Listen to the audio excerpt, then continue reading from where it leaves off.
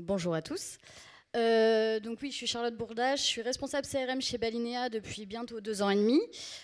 Pour ceux qui ne nous connaissent pas, Balinea rapidement en quelques images et en quelques chiffres. Donc on change un peu du foot, on part sur l'épilation, le massage et la coiffure. Donc en fait, on existe depuis 2010 et aujourd'hui on est leader de la réservation de soins beauté et bien-être en France. On fonctionne comme une marketplace, c'est-à-dire que côté B2C, on permet à nos clientes de réserver tous leurs soins beauté et bien-être directement sur Internet, donc mobile, desktop, et également sur leur application. Et côté B2B, notre promesse, c'est qu'on apporte à nos partenaires une vitrine digitale dont il manque souvent, et on leur permet également de remplir plus facilement leurs agendas. Nos partenaires donc sont principalement à Paris et Lyon, et on parle de coiffeurs, de salons de massage, d'instituts de beauté et de spa.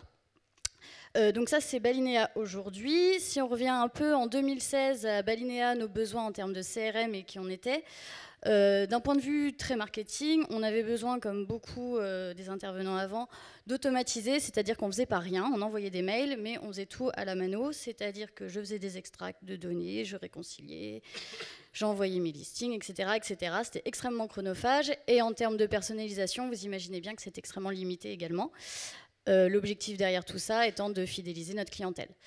Donc ça, c'était pour les objectifs marketing. L'objectif, après, d'un point de vue plus opérationnel, c'est qu'on voulait absolument être autonome au marketing, autonome vis-à-vis de nos équipes de dev en interne, mais également autonome vis-à-vis des équipes d'Actito. Donc on n'a pas tout fait tout seul, mais aujourd'hui, moi, je ne veux pas avoir envoyé un mail ou décrocher mon téléphone si j'ai besoin de faire un nouveau ciblage ou de mettre en place un nouveau scénario.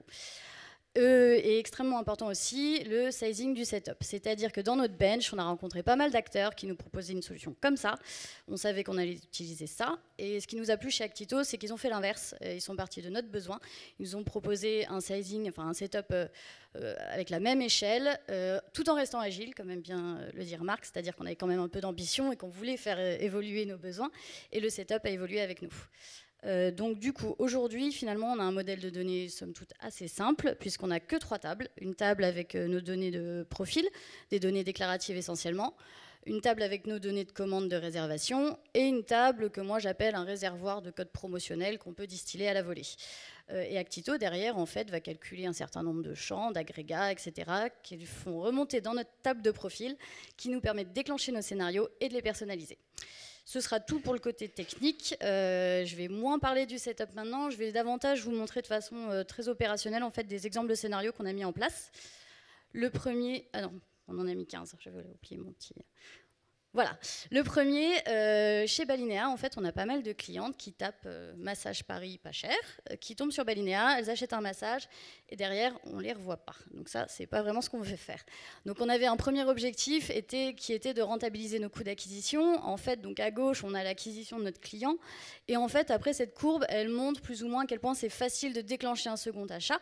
Donc ça l'est de moins en moins puisqu'on est de moins en moins frais dans la tête de cette cliente et on a un point d'inflexion tout en bas à 3 mois. En fait, au bout de 3 mois, on peut se dire décemment que cette cliente, elle a à nouveau un besoin en termes de beauté et de bien-être. Et si là, on ne l'a pas fait revenir sur Balinea, c'est qu'on a loupé le coche et qu'on n'a pas réussi à lui faire comprendre qui on était. Et au bout de 6 mois, la faire revenir nous coûte quasiment aussi cher que la première fois. Du coup, on a mis en place un cycle qu'on appelle le cycle nurturing chez nous, qui consiste à lui écrire à plusieurs moments, à J+3 pour la remercier, et bien lui montrer la valeur ajoutée de Balinea, à quel point elle a bien fait de venir chez nous.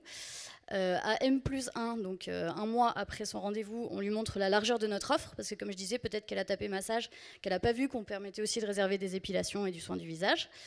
À M+3, on lui envoie un petit code, et à M+6, c'est un peu le mail de la dernière chance. Vous pouvez vous demander pourquoi il ne se passe rien entre-temps. En fait, il se passe plein de choses. Actito nous permet, grâce à nos scénarios, de relancer les gens qui sont non-ouvreurs, les gens qui auraient cliqué mais qui n'auraient toujours pas acheté, ou des gens qui ont reçu un code, qui l'ont vu mais qui ne l'ont pas utilisé. Voilà. Ça, c'est la même chose, donc je vais passer très rapidement. En fait, c'était pour vous montrer un peu plus en détail et que vous puissiez voir à quoi ressemblent nos mails. Autre besoin qu'on avait, en fait, c'est que nos clientes, elles ont des routines beauté, c'est-à-dire qu'il y a des gens qui vont tout le temps en institut se faire épiler, il y a des gens qui font souvent du soin du visage, etc. Ces gens-là, si on veut les capter et qu'on va être sûr que la prochaine fois qu'elles doivent réserver un soin du visage, elles viennent sur Balinea, il faut qu'on arrive au bon moment à leur envoyer un mail. Sauf qu'on ne se fait pas épiler aussi souvent qu'on s'offre un massage, etc. Donc, ce qu'on a fait, c'est qu'on a mis en place des scénarios différenciés en fonction de votre précédent achat. C'est-à-dire qu'on n'envoie pas au même moment une relance épilation ou une relance massage. Ce qu'on fait également, c'est qu'on fait pas mal d'AB tests pour tester nos intuitions. C'est-à-dire que l'autre jour, on s'est dit, mais en fait, le massage, on le réserve davantage chez soi, tranquillement, le samedi sur son canapé, que quand je le reçois au boulot à 10h du mat. Du coup, là, on est en train d'AB tester, par exemple, d'envoyer le mail massage pour 50% vraiment à M+, que je dise pas de bêtises, 3. Et pour les autres, on attend le prochain samedi, donc M+3 plus le prochain samedi, pour envoyer leur mail. Juste rapidement, je ne vous ferai pas l'affront de lire, en plus c'est illisible. Autre avantage de fonctionner comme ça, avec des cycles différenciés selon les typologies, c'est que ça nous permet également de personnaliser les contenus, les créas, les CTA, etc. Et pour finir, un dernier exemple, enfin 2 derniers exemples en fait, on a décidé de capitaliser un peu plus sur l'usage que font nos clientes de notre produit. Donc notre produit, c'est notre site internet. On s'est rendu compte par exemple qu'une cliente qui laisse des avis a un taux de réachat meilleur qu'une autre. Alors est-ce que c'est parce qu'elle est engagée qu'elle laisse un avis ou est-ce que c'est parce qu'elle laisse un avis qu'elle est engagée? Ça on ne sait pas encore. On a décidé qu'on s'en fichait et qu'on allait capitaliser sur les avis. Donc on a fait évoluer notre modèle de données, comme je le disais, de façon agile. Et on a mis en place un certain nombre de scénarios pour remercier les clientes qui nous laissaient un avis, sauf qu'on ne le fait pas de la même façon auprès d'une cliente dont c'est le premier avis, qu'une cliente qui laisse son 5e avis, là on est super contente, et puis si elle a laissé un mauvais avis, on ne va pas lui dire super, merci, à bientôt sur Balinea. Donc du coup, je vous passe rapidement les détails, mais aujourd'hui on a plusieurs mails différenciés pour vous remercier d'avoir déposé un avis en fonction du rang de votre avis et de la note que vous avez laissée, et dont certains avec des codes promotionnels, notamment si vous avez laissé un mauvais avis pour que vous nous laissiez une 2e chance. Et Actito nous permet aussi de caper le nombre de fois où vous recevez ce mail, parce qu'une fois que vous avez compris le filon, sinon on vous laissez que des mauvais avis et vous avez plein de bons de réduction. Et le dernier, c'est qu'on utilise également le module Goal d'Actito, puisqu'en fait, nous, on n'envoie pas à Actito nos données de navigation. Par contre, on utilise donc le Goal Tracking d'Actito, qui nous permet, en fait, grâce à notre tag manager qui est tag commander, de déposer le tag d'Actito sur notre site et de faire remonter les données de visite. Derrière, on fait un ciblage, le module Goal visite est atteint, et en plus, il n'y a pas eu d'achat, ça, c'est nous qui avons la donnée. Et derrière, on déclenche l'envoi d'un mail. Donc ça, on va capter les visites sur le site qui ne sont pas transformées. Et un dernier slide pour vous montrer au niveau des remerciements pour les avis. Donc ça, ce sont nos mails qui sont différents en fonction du rang de votre avis et de la note laissée. Et en vert, si ça fonctionne, zut, c'est dommage, il faut que vous voyez. Je recommence. En vert, les éléments de personnalisation, que ce soit le code, le prénom, l'URL, la note que vous avez laissée, le commentaire, le nom du partenaire, l'image du partenaire, etc. Voilà. Pour aller plus loin dans nos projets, la première chose que je vous ai montrée, c'était la façon dont on rentabilise nos coûts d'acquisition. On va essayer de faire la même chose avec les acheteurs qui arrivent sur notre site en passant par de l'achat de cadeaux. On va essayer également de les fidéliser. On va A/B tester. Est-ce qu'on essaye de les faire passer sur de la réservation ou est-ce qu'on les fidélise sur le cadeau? Ça, c'est notre prochain projet.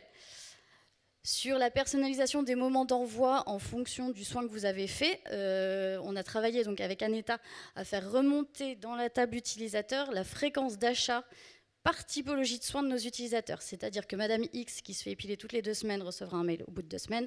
Madame Y qui se fait épiler toutes les 6 semaines recevra un mail au bout de 6 semaines. Donc on pousse la personnalisation et les moments d'envoi.